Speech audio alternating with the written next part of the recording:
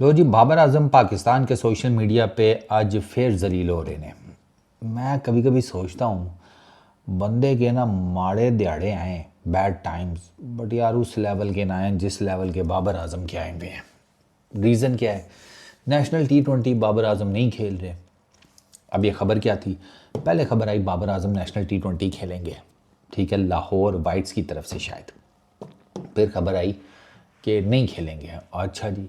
फिर खबर आई नहीं जी नहीं खेलेंगे, वो लाहौर वालों की टीम में भी एंड ऑल दैट। फिर वो मैचेस शुरू हुए, वो नज़र नहीं आए। फिर बीच में आया कि वो एक मैच बारिश की नज़र हो गया था, ओवर्स कम हो गए, लाहौर वालों ने बाबर आजम को नहीं खिलाया। इस किस्म की बातें चलती रही। आज की खबर ये है कि बाबर आजम नेशनल T20 नहीं खेलेंगे। पाकिस्तान क्रिकेट बोर्ड ने, PCB ने उनको कहा है कि जी आप रेस्ट करें, ठीक है, नेशनल T20 रहने दें, आप जाकर ना प्रैक्टिस करें, PSL से पहले अपनी बैटिंग के ऊपर काम करें, अपनी बैटिंग टेक्निक पहले जैसी करें, ताकि हम जो पहले वाला बाबर आजम है ना उसे दोबारा से देख सकें। अब उसके ऊपर लोग ये सवाल कर रहे हैं कि 2023 से फॉर्म गई हुई है, 2023, 24, 25 बाबर आजम प्रैक्टिस सेशंस ही कर रहा है नेट्स में, आउटपुट क्या है? ये लोग सवाल कर रहे हैं कि भाई इतने टाइम से आप नेट्स में प्रैक्टिस कर रहे हैं अपनी बैटिंग को बेहतर बनाने के लिए एंड ऑल दैट, रिजल्ट्स किधर हैं, फ़र्क किधर नज़र आया है? अब क्या जवाब दे बंदा यहाँ पर भाई? फ़र्क नील बटा सन्नाटा है, बाबर आजम का नहीं हो रहा है यार।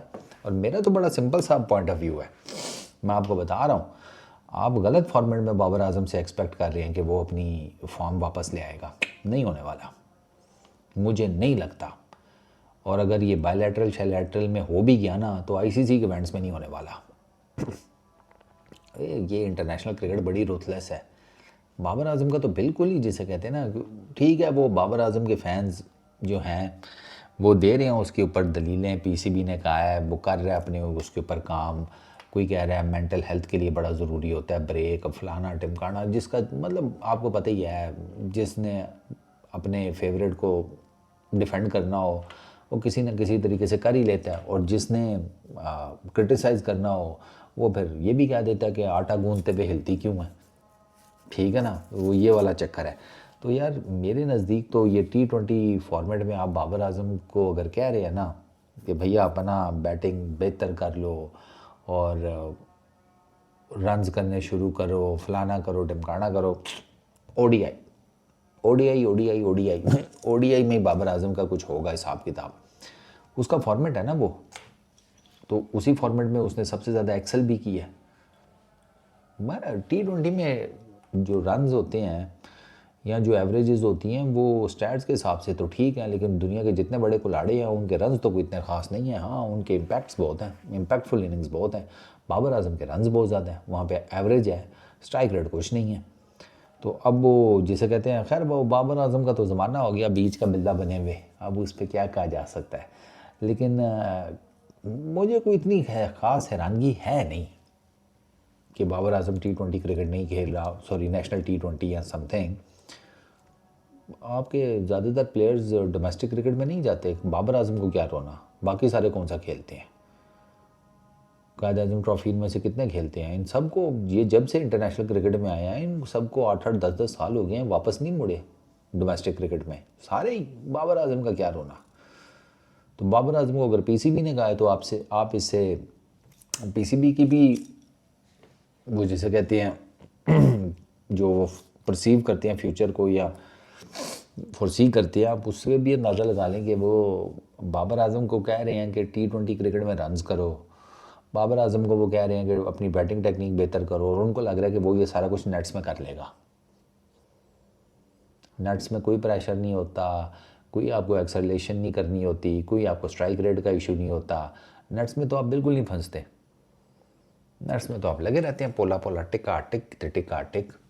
वो तो नेट्स में बॉबी भाई भी सामने के छक्के मार रहे होते हैं, कई दफ़ा मैंने फुटेजेस देखी हैं मैच में, बॉबी भाई से सामने का छक्का तो दूर की बात है, सामने 2 रन नहीं निकलते, क्योंकि वो एक्सपोज हुए में है ना, मेंटल भी प्रॉब्लम चल रहा है, फिर बैटिंग का भी इशू लेकर चल रहा है।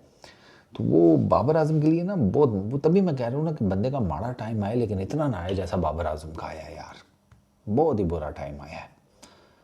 अब तो बस आस ही है कि वो एचएस के बल्ले से खेलने वाले बाबर आजम की कुछ झलक नज़र आ जाए, क्योंकि वो बाबर आजम ऐसा था कि जिसने दुनिया को इम्प्रेस किया था।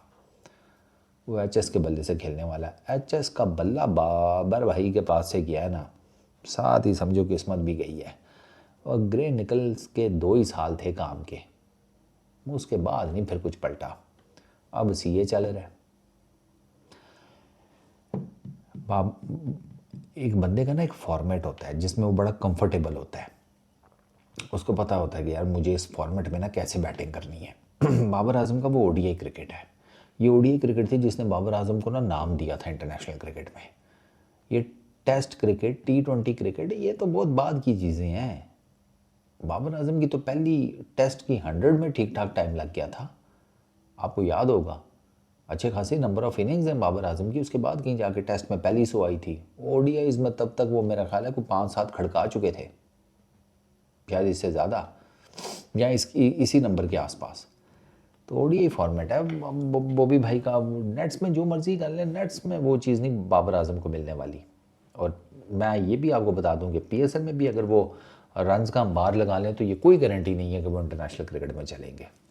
और रीज़न आपको पता है कि लीग क्रिकेट और इंटरनेशनल क्रिकेट में बहुत फ़र्क है भाई, बहुत फ़र्क, ज़मीन आसमान का फ़र्क है।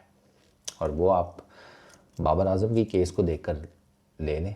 2023-24 में कम रन्स किए हैं बाबर आजम ने पीएसएल में। मेरा ख्याल है दोनों मिलाकर ना, दोनों सीजन्स में 1000+ रन है बाबर आजम के पीएसएल में। 1000+ रन 2 सालों में। उन्हीं में आप बाबर आजम की जाकर देख लें इंटरनेशनल क्रिकेट में परफॉर्मेंसेस, तो आपको साफ पता चल जाएगा। ओडीआई क्रिकेट, बाबर आजम क्या सलूशन है ओडीआई क्रिकेट। इसी वजह से मैं बाबर आजम को बांग्लादेश के अगेंस्ट ओडीआई सीरीज़ से ड्रॉप करने के अगेंस्ट हूँ। Peace out.